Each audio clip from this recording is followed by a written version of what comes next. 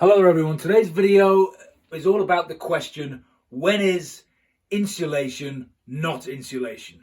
Now the reason I asked that question, because it was the centre of a recent court case, a tax tribunal, of which about £2.5 million of VAT was at stake. So this video highlights a couple of things. Specifically, the law is not black and white, and secondly, HMRC don't set the law. So let's just take the second point first. HMRC interpret the law, okay? They don't write the law. The government writes the law, they come up with a policy, and the parliamentary draftsman writes that will of the government into law in the various finance acts or the statutory instruments, however it's placed in Parliament. But basically, the law is written and HMRC are tasked with enforcing the law. Now, the law is not always black and white. You may think it is, and it's very prescriptive, and to a large degree, it is very prescriptive, and a lot of the tax law is pretty much cut and dry. But in other areas, it's up for debate, and there's ambiguity and discussion and argument, and that's when we end up in the tax tribunals, we end up in the courts, because the taxpayer and tax advisors have one interpretation of the law and HMRC have another interpretation, and they can't meet in the middle, so they have to go to court to decide what does the law actually mean. Now let's be clear, it's not always the fact of what did Parliament intend when they wrote the law, because often the parliamentary draftsman can get it wrong. And when you create bad law, you can't retrospectively say, well, look, that's not what Parliament meant. That's not what the government meant. It should have been this. If the law is written badly, then it's written badly. And often that will be to the taxpayer's advantage. It could be to HMRC's advantage. So there is ambiguity in the law. There is badly written law. And this is when we end up in court. So the topic of this video, when is insulation not insulation, surrounded a firm that provided insulation in the roofs of conservatories. Now it's a VAT case, so not worried about corporation tax or income tax, worried about VAT in this tax tribunal. Now, the VAT rules, the VAT laws say that, yes, a lot of things are standard rated, 20%, but as many of you know, 20% is not the only rate of VAT. You can have zero rate VAT, exempt VAT, outside the scope VAT, reverse charge VAT, and reduced rate VAT. Now, reduced rate VAT is 5%. So when you get certain things like, say, your heating bills from utility companies, they will have added 5% VAT, thankfully, instead of 20%. I mean, 0% would be better for a consumer, but at least they haven't charged you 20% on your gas and electricity. It's 5% VAT.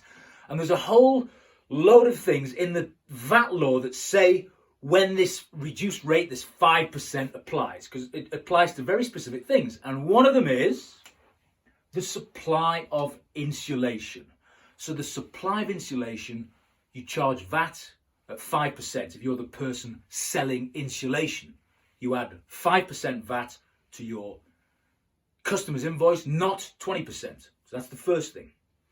Second thing to consider, if you're supplying roof tiles, if you're in the building game and you're roofing a building and you're charging the customer an invoice for fitting roof tiles, you charge 20% VAT. Roof tiles afford the standard rate of VAT, 20%.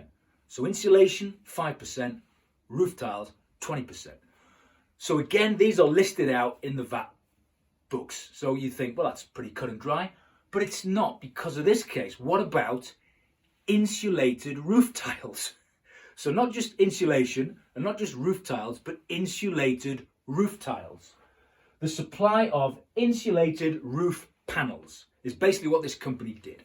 So they didn't just put up some styrofoam insulation to existing panels in the roof of the conservatory. They actually took the glass panels down and replaced them with other panels, but which had a component in them which was insulation. So they were insulated. It was a special material, but essentially they replaced the whole roof with these insulated panels. So that begs the question, is that a supply of insulation or is it a supply of roof tiles? Should it have been customer invoice plus 5% insulation or customer invoice plus 20% for roof tiles? And the taxpayer argued that it should be 5%. HMRC said no, it should be 20% because really it's a supply of roofing tiles. And the client said no, it's insulation, for goodness sake. It says in your manual supplying insulation 5%. These are insulated roof tiles, but they are insulation. The clue's in the title. They couldn't agree. It went to court. It went to the first tier tribunal. It went to the upper tier tribunal. And basically, the long and short of it is that the taxpayer lost. Taxpayer lost and HMRC won. So there's £2.5 million at stake because obviously HMRC said you haven't charged enough VAT. We want the extra 15% going from the reduced rate of 5 to the standard rate of 20. They said, look, you've got to look at this thing. And they debated this for days and days in the courts. And what is a roof? What is insulation? What is tiles? And they said, look, had it been the case where they'd literally stuck up some insulation on the roof to the existing roof, that probably would have qualified for the 5% on insulation.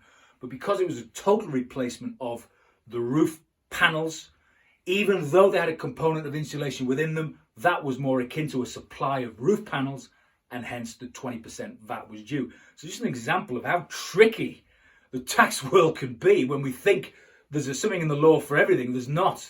All these little grey areas missed, and then we have to go to the courts.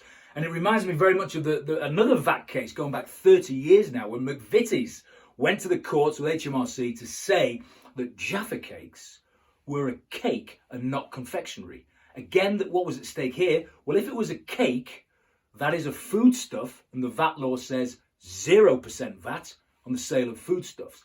If it was confectionery, that's 20%. So again, there was millions of pounds of VAT at stake, and it went through the courts for months and months, and eventually the taxpayer won. McVitie's won that case, and the court said, look, it's chocolate-covered cakes, but it's not classed as confectionery. It is still classed as cakes, and they let them have their 0% VAT. But this is a kind of a similar thing, if you will, nothing to do with foodstuffs, but you get my point, the fact that is it reduced rate or is it standard rate? Because you could argue strongly for both points of view, but hey, listen, the result is what it is in this case. So just an overview there on some of the complexities in law, the fact that it's not always cut and dry. There are some ambiguities, and if you get a disagreement, then you go to tribunal, and this applies in all areas of the law. It just tends to be that actually VAT, more than any of the other taxes, does seem to have more tribunals than, say, corporation tax and income tax. But there you go. So if you like this video, please do subscribe right about there, and I'll see you soon.